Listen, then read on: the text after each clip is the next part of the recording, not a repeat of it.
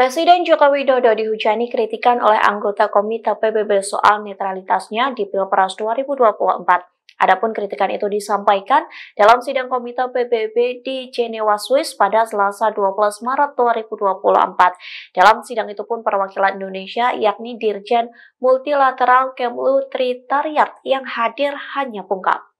Dikutip dari Warta Kota, kritikan itu disampaikan oleh anggota Komite HAM PBB, yakni Bekre Walidiaye. Pihaknya mempertanyakan netralitas Jokowi dalam pencalonan Gibran. Pasalnya hal tersebut terkait dengan jaminan hak politik untuk warga negara Indonesia dalam pemilu 2024. Bekre menyoroti perubahan aturan soal batas usia Capres-Cawapres sebelum proses pendaftaran ke KPU. Dengan perubahan aturan tersebut, putra Presiden Joko Widodo diperbolehkan untuk mencalonkan sebagai cawapres. Lantas ia pun mempertanyakan langkah-langkah yang diambil pemerintah Indonesia untuk menyelidiki dugaan intervensi dalam Pilpres 2024. Dalam acara tersebut, Tri diberikan kesempatan untuk memberikan tanggapan. Namun Tri tidak menjawab atau menyanggah cecaran dan kritik dari Bekre. Sebaliknya, Tri hanya menjawab pertanyaan dari anggota PBB soal kebebasan beragama, pengerahan militer di Papua, dan hak politik orang asli di Papua. In February 2024, Indonesia held presidential elections. Campaigning took place in the aftermath of a last-minute court ruling that changed eligibility criteria, allowing the president's son to join the ticket of the front runners in the election.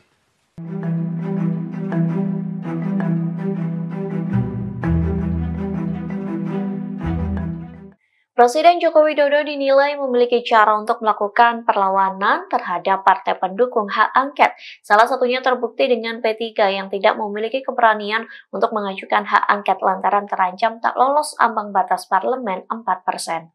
Dikutip dari Tribunnews.com, hal tersebut disampaikan oleh Direktur Eksekutif Indonesia Political Opinion Deddy Kurniasyah yang menegaskan Jokowi bisa saja terbukti melakukan pelanggaran-pelanggaran di masa pemilu 2024 bila hak angket digulirkan secara serius. Deddy berpendapat kekhawatiran tersebut yang membuat Jokowi melakukan perlawanan terhadap partai pendukung hak angket. Hal itu terbukti saat salah satu parpol yakni P3 yang tidak berani mengajukan hak angket. Deddy menilai P3 tak berani lantaran perolehan suaranya di pemilu 2024 terancam tak lolos ambang batas parlemen 4%. Terkhusus untuk P3, Deddy mengatakan sangat mungkin akan bertentangan langsung dengan Jokowi jika mengajukan hak angket. Sebab PLT Ketua Umum P3 Muhammad Mardiono dan Ketua Badan Pemenangan Pemilu P3 Sandiaga Uno adalah loyalis Jokowi. Sebelumnya Sandiaga mengatakan kader P3 diminta tak berkomentar soal wacana hak angket. Menurut Sandiaga, keputusan itu berdasarkan hasil rapat P3 yang dipimpin oleh Mardiono. Sandiaga menegaskan kader P3 diminta tak memberikan komentar terkait hak angket agar tidak ada mispersepsi. Sepengetahuan saya di rapat terakhir bahwa diminta kepada semua kader menyerahkan posisi dan keputusan akhir P3 itu kepada pimpinan, kepada yang akan menyampaikan. Dan kita diminta tidak memberikan komentar karena takut menjadi deviasi atau mispersepsi. Tapi yang seingat saya, yang diharapkan adalah bahwa P3 ini harus lulus untuk 4% dan untuk perbaikan pemilu ke depan, proses demokrasi dan lain sebagainya itu akan ditentukan di tahapan-tahapan selanjutnya.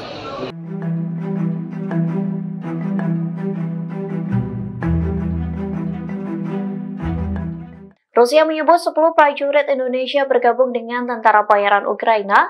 Di antara 10 prajurit itu, 4 orang diantaranya tewas dibunuh tentara Rusia. Menanggapi hal itu, TNI membantahnya. Dikutip dari Warta Kota, bantahan itu disampaikan oleh Kapuspen TNI Maijen Nugraha Gumilar saat dikonfirmasi pada Jumat 15 Maret. Ia mengatakan TNI tidak mengenal adanya prajurit yang bertindak untuk menjadi tentara bayaran.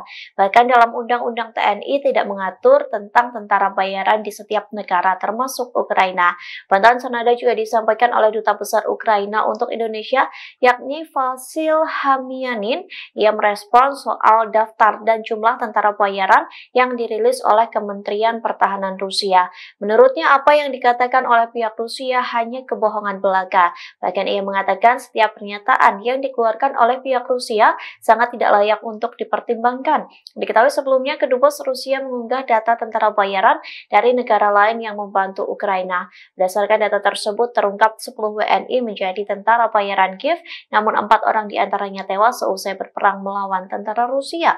Adapun data berupa tabel itu diunggah di akun X Kedubes Rusia di Indonesia. Meski begitu, postingan tersebut telah dihapus dari Kedubes Rusia. Di surat pernyataan ini, pimpinan, kalau dalam pandangan kami, ini mirip dan serupa. Tetapi karena di forum ini tidak ada ahli yang bisa mencermati terkait tanda tangan. Coba kita buka lagi aja deh, biar kita sama-sama melek melihat tanda tangan ini. Dibuka lagi aja. Kalau semua bersepakat tanda tangannya lembar 1, 2, 3 sama, berbeda dengan surat pernyataan, tapi ada yang menyatakan ini sama dengan yang pernyataan. Itu. Atau Sri Wahyuni bisa ditelepon orangnya. Ditelepon. Nah, itu lebih bagus pimpinan. Betul. Saya pikir ini jelas. Kalau menurut saya sih sudah cukup. Ini sudah jelas ya. Saya kira sudah Dari cukup. mana samanya ini terlihat? Lah ya, cengkoknya beda. Bedanya di sini ada materai pimpinan. Enggak, Mas. Kalau yang tanda tangan orang lain walaupun bermaterai apakah bermakna secara hukum? Mana bisa kita cari orang ini? Dia melakukan pembuatan dokumen palsu. Itu. Kalau sama-sama kita cari, kita minta teman Bawaslu ngusut surat ini. Siapa yang bikin? Kan ada Gakumdu, ada polisinya. Itu. Kalau memang mau serius, teman Bawaslu akan mengusut ini. Kami juga tadi ikut mempertanyakan kenapa masalah ini tidak ditindaklanjuti seperti itu. Maksudnya gimana? Dengan alasan-alasan formil tadi 14 hari. Loh, bukan masalah itu, karena faktanya kan ini. Sudah kita cek semua kan. Surat ini baru muncul sesuai dengan stempel itu tanggal berapa? 29 Februari. Itu. 29 Februari. Kayak gini aja. Maunya gimana? Kalau maunya kita usut, Bawaslu usut, cari orang ini, jelas-jelas ini membuat dokumen palsu, dipidanakan dan membuat kekacauan di rekap nasional. Saya pikir bagus pimpinan. Ya, saya kira gitu aja ya, teman Bawaslu ya. Kalau menurut saya disaksikan banyak orang, tanda tangan di lembar 1, 2, 3 sama. Dan tanda tangan itu berbeda dengan surat pernyataan itu. Ini kalau kita sama-sama mencermati ya. Saya kira Izin betul, Ketua, ya. apakah tidak sebaiknya yang asli di ini kan fotokopi sehingga kita berbeda Ya, tanya yang membawa, jangan saya. Coba ditanya, silahkan kepada saksi. Bukan, untuk surat pernyataan. Loh ya, yang bawa kan saksi PDIP. Silahkan tanya pada saksi PDIP. Ada yang asli apa enggak itu? Nah, gitu loh. Kami ini hanya dapat dari PDIP. Itu Mas. Jangan nuntut ke kami. Kami ini fasilitasi. Itu. Silahkan aja kalau ada yang asli. Dan nanti serahkan pada Bawaslu. Diusut. Ada ini aslinya. Nah, Sudah diserahkan oleh fraksi kami kepada kami. Nah, Aslinya. yang ini. Iya. Boleh nggak kalau ini diberikan ke Bawaslu di forum ini supaya diusut? Nanti kami akan berikan pimpinan. Oke. Sekarang aja Mas, nggak usah nanti. Asli enggak? Asli ya, kalau ini ada Mas materinya. bisa minta tolong dibesarin sedikit tanda tangan Sri Wahyuni. Jelas beda lah. Ini 800 derajat bedanya Mas. Betul lah, iya. Nggak ada Makanya. hubungannya sama sekali. Gini aja deh, saksinya pasangan calon yang keberatan tadi ditunjukin yang asli. Nggak ada. Karena yang disoalkan tanda tangan. Kalau saya simpel aja, tanda tangan Mbak Sri Wahyuni simpel kok. Set gitu aja jadi.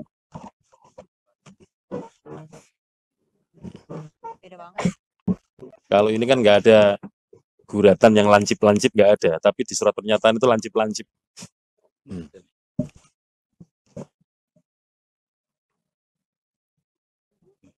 Nah, kacamata dipakai biar jelas. Kita pakai mikroskop. Iya, intinya udah benar. Kalau sudah digeser Pak, supaya saksi nomor 2 dan nomor 3 bisa sama-sama menyaksikan. Jadi kalau saya melihat faktual mirip tanda tangan dengan ini, cuma materinya kayak seperti materi bekas itu. Sekarang beralih soal materinya, tadi tanda tangannya konsisten dong. Enggak, kalau dari tanda tangannya kan sudah disampaikan dari awal bahwa mirip Beda. buletannya. Beda, saya tidak mengatakan mirip kok, saya tadi mengatakan cengkoknya beda. Ini cengkoknya kan, sorry ya, kayak huruf S atau kayak angka 8, lembut, nggak ada yang lancip-lancip. Coba kalau kita cek yang di tanda tangan yang ini, lancip-lancipnya itu loh. Wong ini jelas ada coretan ke atas di tengah, ini nggak ada. Nggak usah mengada-ngada lah. Saya pikir kalau Enggak, Mas, dibuatkan tanda terima aja, langsung disampaikan Mas ke Bawaslu, dibuatkan tanda terima biar diusut sama Bawaslu. Biar sama-sama terang Mas. Silakan dikasihkan ke Bawaslu surat pernyataan tersebut. Sekarang aja Mas, nggak usah nanti. Nanti Mas, diserahkan dulu aja oleh saksi. Diserahkan, dibuatkan tanda terima, Mas operator teman-teman disiapkan tanda terima dari Bawaslu. Tanda terimanya dari sini aja. Enggak Mas, ada printer kok, bisa dibuatkan di sini. Silakan Mas disampaikan ke Bawaslu surat tadi di forum ini. Silakan sekarang aja Mas, disampaikan ke sana Mas. Langsung ke sana, diantar ke sana. Ya, silakan. Atau di tengah, monggo. Iya. Di foto di sini juga boleh di tengah. Silakan. Iya. Karena ini disampaikan di forum resmi.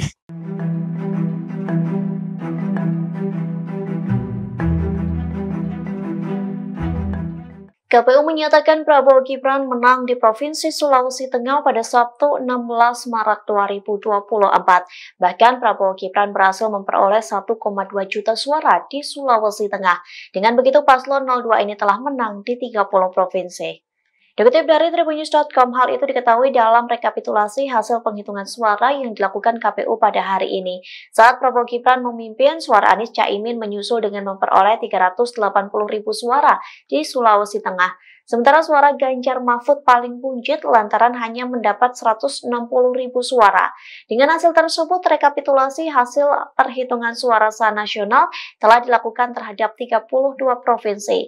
Prabowo Gibran pun memimpin jauh dibanding dua paslon lainnya, yaitu menang di 30 provinsi. Sedangkan Anies Muhaimin hanya menang di 2 provinsi, yaitu Aceh dan Sumatera Barat, sementara Ganjar Mahfud tidak menang di 1 provinsi pun. Di satu sisi, proses penghitungan suara di Provinsi Sulawesi Tengah menuai protes. Adapun protes itu disampaikan oleh saksi paslon 01 yang mempermasalahkan soal tanda tangan hingga materai. Meski begitu, protes tersebut langsung dilaporkan ke pihak Bawaslu yang turut hadir dalam rapat pleno KPU. Bawaslu pun berjanji akan menindaklanjuti laporan dugaan kecurangan terkait tanda tangan dan materai yang dianggap bekas. Kalau sudah digeser Pak, supaya saksi nomor 2 dan nomor 3 bisa sama-sama menyaksikan. Jadi kalau saya melihat faktual mirip tanda tangan dengan ini, cuma materinya kayak seperti materi bekas itu. Sekarang beralih soal materinya, tadi tanda tangannya konsisten dong. Enggak, kalau dari tanda tangannya kan sudah disampaikan dari awal bahwa mirip Beda. tanda. Beda. Saya tidak mengatakan mirip kok. Saya tadi mengatakan cengkoknya beda. Ini cengkoknya kan sorry ya, kayak huruf S atau kayak angka 8. Lembut, nggak ada yang lancip-lancip. Coba kalau kita cek yang di tanda tangan yang ini. Lancip-lancipnya itu loh. Ini jelas ada coretan ke atas di tengah. Ini nggak ada. Nggak usah mengada-ngada lah. Saya kira Izin betul, Ketua, ya. apakah tidak sebaiknya yang asli di ini kan fotokopi sehingga kita berbeda Ya, tanya yang membawa, jangan saya. Coba ditanya, silahkan kepada saksi Bukan, yang bawa. untuk surat pernyataan. Loh lah ya, yang bawa kan saksi PDIP. Silahkan tanya pada saksi PDIP. Ada yang asli apa enggak itu? Nah, gitu loh. Kami ini hanya dapat dari PDIP. Itu Mas. Jangan nuntut ke kami. Kami ini fasilitasi. Itu. Silahkan aja kalau ada yang asli. Dan nanti serahkan pada Bawaslu. Diusut. Ada ini aslinya. Nah, Sudah diserahkan oleh saksi kami. kepada kami. Nah, Aslinya. yang ini. Iya. Boleh nggak kalau ini diberikan ke Bawaslu di forum ini supaya diusut? Nanti kami akan berikan pimpinan. Oke. Sekarang aja Mas, nggak usah nanti. Asli enggak?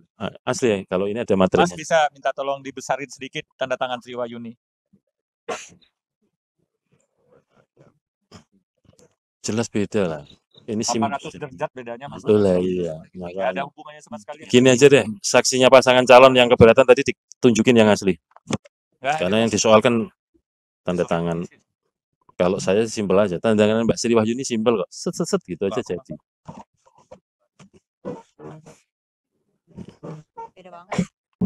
Kalau ini kan nggak ada guratan yang lancip-lancip, nggak ada. Tapi di surat pernyataan itu lancip-lancip.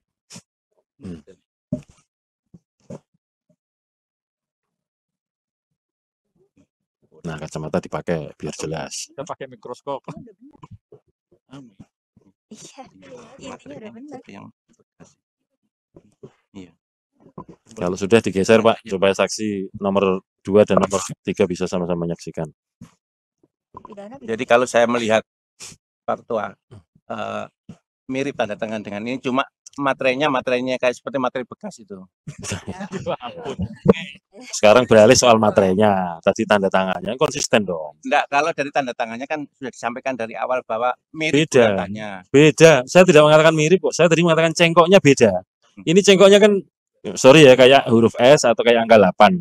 Lembut, nggak ada yang lancip-lancip. Coba kalau kita cek yang di tanda tangan yang ini. Lancip-lancipnya itu loh. Wong ini jelas ada coretan ke atas di tengah. Ini nggak ada. Nggak usah mengada-ngada lah. Ya, saya pikir kalau enggak, Mas, dibuatkan tanda terima aja. Langsung disampaikan Mas ke Bawaslu, dibuatkan tanda terima biar diusut sama Bawaslu. Biar sama-sama terang Mas. Silakan dikasihkan ke Bawaslu surat pernyataan tersebut. Prabowo Gibran unggul telak di 30 provinsi dalam gelaran Pilpres 2024. Sementara Nasdem telah mempersiapkan nasib Anies Baswedan jika kalah.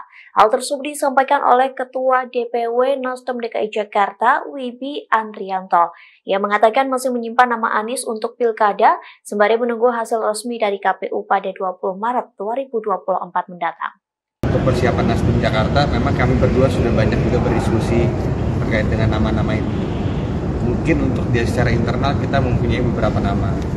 Salah satunya itu adalah Bang Ahmad Saroni, putra asli Jakarta, dari 3 periode anggota DPR RI untuk bisa jadi salah satu alternatif. Tapi kita juga tidak menutup kemungkinan lain, karena kemarin tadi malam kita sudah makan buka puasa ya bersama dengan 3 partai koalisi perubahan. Di situ juga kita sedikit bicara bahwa masing-masing partai punya juga jagoan-jagoan. Ini akan kita elaborate lah bersama-sama. Tapi kemungkinan Pak Anies lagi diusungkan ada nggak? Ya, sejauh ini memang nama Pak Anies ini mesti disimpan ya, karena kita mesti menghargai segala proses yang ada di KPU. Mungkin setelah dari proses KPU kita mungkin baru bisa bicara siapa yang nanti mungkin maju. Berarti dan untuk kemungkinan nanti Pak Anies bakal diusung lagi. Hasilnya itu memang domain dari Dewan Pimpinan Pusat ya, di Koalisi Perubahan Nasional. Tapi kami di Jakarta, kami hanya dalam koridor untuk talent spotting teman-teman yang ada di tingkat provinsi, siapa yang mempunyai kapasitas untuk maju di kontestasi pilkada DKI. Download Tribun X sekarang, menghadirkan lokal menjadi Indonesia.